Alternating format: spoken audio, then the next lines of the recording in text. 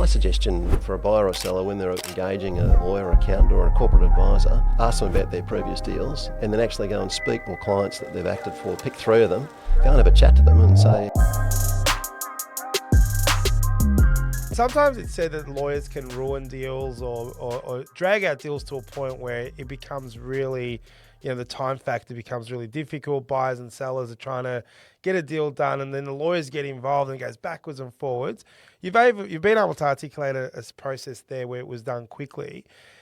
What advice do you have to buyers and feedback to lawyers in trying to make it so that it is a seamless process? Yeah, and I should just begin the response to that by saying that the same probably applies to accountants as well. I do agree with that. I do agree with that. In terms of getting, the key for a seller or a buyer is to pick advisors that aren't going to get in the way of the deal. Exactly. Because unfortunately the way a lot of lawyers and accountants charge is on the hour. So if the longer it takes and the more convoluted it gets, then sometimes the higher the fee. So it's a bit of a short-term gain there, but that's the last thing you need. So my suggestion for a buyer or seller when they're engaging a lawyer, accountant or a corporate advisor is to ask them about their previous deals and then actually go and speak to the client or clients that they've acted for, pick 3 of them, go and have a chat to them and say, how did they run the deal? Because I think certain advisors are just wired that way to be a bit more confrontational, if you like, and others are wired in a way where, there is a balance there. You just don't want to roll over on everything. You need to be, you need to protect your client's position, but at the same token, you don't want to get in the way of the deal, and you want to get through to a successful deal for everyone. So I think that's important to do your research. Just like an employing employee, you wouldn't do that without getting a reference.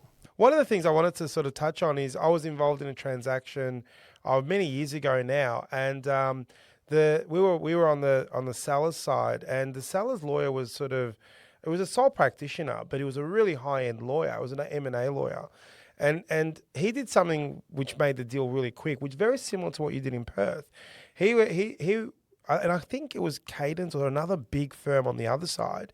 And he actually said that we're not going to do this via email.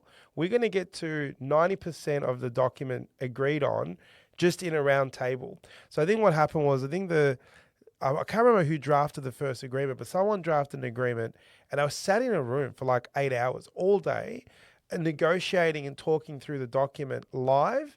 And it was done within a week or two. The legal component of the deal was pretty much sealed.